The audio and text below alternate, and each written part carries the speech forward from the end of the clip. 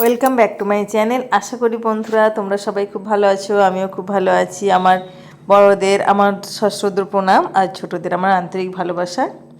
আজকে তোমাদের কাছে নিয়ে চলে এসেছি একটা সুন্দর মিষ্টি রেসিপি। সেটা হচ্ছে নারকেলের একটা সুন্দর মিষ্টি, যেটা খেলে সত্যি সবার মন ভরে যাবে, আমারও মন ভরে গেছে। তাই তোমাদের কাছে মিষ্টিটা আমি শেয়ার করছি, দেখবে তোমাদের ভীষণ ভালো লাগবে। দেখো, এখানে আমি 2 লিটারের মতন দুধ নিয়েছি।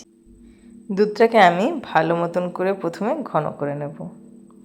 চলো, গ্যাস জ্বেলে দিয়েছি আর দুধটাও দেখো কন্টিনিউ নাড়াচাড়া করে অনেকটা কিন্তু ঘন হয়েও গেছে। বাকি কাজটা কিন্তু আমাদের শেষ করতে হবে। আর পুজোর সময় নারকেলের মিষ্টি হবে না তা তো নয়, আর সেটা যদি হয় দুধের ক্ষীর দিয়ে নারকেল, সেটা কিন্তু জাস্ট জমে যাবে। আর আমরা সবাই কিন্তু ভীষণ খেতে ভালোবাসি এই মিষ্টিটা। আমরা চিনি দিয়ে শুধু নারকেল দিয়ে একটা তো নাড়ু বানাই, কিন্তু এই মিষ্টিটা যদি একবার করো দেখবে বাড়ির লোক কিন্তু অন্য মিষ্টি করতে দেবেই না, বলবে ওই দুধের ক্ষীরা নারকেল দিয়ে মিষ্টিটা বানাও। এটা লক্ষ্মী পুজো, দুর্গা পুজো, কালী পুজো সবেতেই কিন্তু খুব ভালো লাগে খেতে। এখানে আমি বড় চামচে 2 চামচ চিনি দিলাম, দিয়ে ভালো মতন করে আরও ভালো করে ঘন করে নেব। বেশ ঘন হয়ে যাবে, দেখো আরও অনেকটা ঘন হয়ে গেছে। এরপর আমি একটা নারকেলকে ফাটিয়ে তাকে ভালো মতন করে কুড়ে নিয়েছি। পুরো নারকেল কোড়াটা দিয়ে দিলাম, দিয়ে কন্টিনিউ নাড়াচাড়া করতে হবে যতক্ষণ না এটা সন্দেশের যে টেক্সচার সেটা না আসে, ততক্ষণ কিন্তু ভালো মতন করে সুন্দরভাবে নাড়াচাড়া করতে হবে। আর লক্ষ্মী পুজো হয়ে গেল, দুর্গা পুজো হয়ে গেল, আর আছে কালী পুজো সামনে, তার সঙ্গে ভাইফোঁটা। ওটাও কিন্তু আমাদের সবার ভীষণ কিন্তু মজা। দীপাবলি, তার সঙ্গে বাতি জ্বালানো, প্রদীপ জ্বালানো, বাজি পোড়ানো, কত আনন্দ। সব পুজোগুলো মনে হচ্ছে তাড়াতাড়ি চলে যাচ্ছে, আমার তো তাই মনে হচ্ছে। দেখো সন্দেশটা পাক দেওয়া হয়ে গেছে, দেখতেই পাচ্ছ। এরকম টাইট সুন্দরভাবে, একদম খুব শক্ত নয়, জুসি থাকবে, কিন্তু হাত দিলে তোমরা বুঝতে পারবে এটা একটু গরম আছে। গরম থাকলেও একটু হাত দিতে হবে, দিয়ে বুঝতে পারবে যে বেশ শক্ত মতন হয়ে যায়, তখন বুঝতে হবে যে সন্দেশটা রেডি হয়ে গেছে। আমি দেখো এখানে একটা প্লাস্টিকের ফ্ল্যাট কন্টেনার নিয়েছি, তার মধ্যে একটা বাটার পেপার দিয়ে দিয়েছি, দিয়ে দেওয়ার পর সন্দেশটা দিয়ে দিচ্ছি। আমি এখানে 4 চৌকো শেপ দেওয়ার জন্য। তোমাদের যদি মনে হয় তোমরা গোল করবে তাহলেও কিন্তু ভীষণ সুন্দর হবে।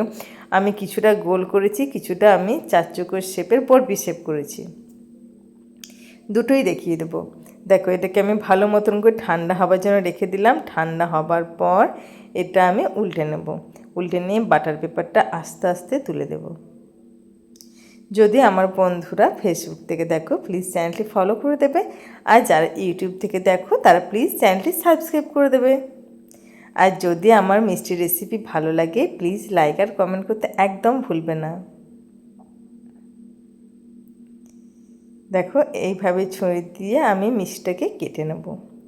মিষ্টিটা আমি একটু বেশ মোটা মোটা রেখেছি, এর থেকে পাতলা করলেও হবে, কিন্তু আমার একটু মোটা করার ইচ্ছা হলো তাই আমি একটু মোটা করলাম। আর এরকম মিষ্টি একটা খেলে কিন্তু মন ভরবে না, মনে হয় যেন আরও আর একটা খাই। দেখো ওই প্লেটটা একটু উঁচু নিচু হচ্ছিলো, তাই আমি একটা ফ্ল্যাট থালার মধ্যে নিয়ে নিলাম। তাও এই পাত্রটা আবার দেখছি ছোটো, তাই খানিকটা কেটে আমি সাইডে রেখে দিচ্ছি। দিয়ে আমি বাকি মিষ্টিটাকে আমি 4 চৌকো শেপে সুন্দর করে কেটে নেব। মিষ্টি খেতে যারা ভালোবাসো, আর পুজোর সময় কিন্তু আমরা অনেক রকমের মিষ্টি করি।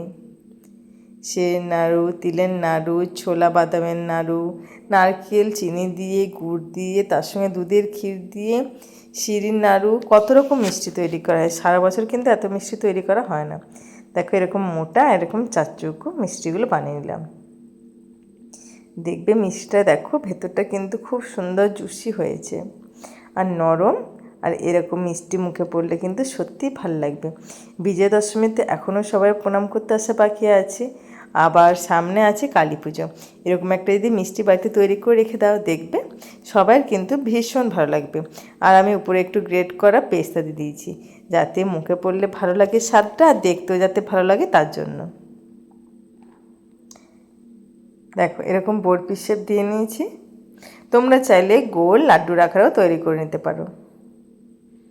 এটা তো 4 চক্কর শেপ। দেখো এইভাবে আমি লাড্ডুর মতন তৈরি করে নিয়েছি। এটাও কিন্তু ভীষণ সুন্দর খেতে লাগবে। তাহলে ভিডিওটা ভালো লাগে প্লিজ লাইক আর কমেন্ট করতে একদম ভুলবে না।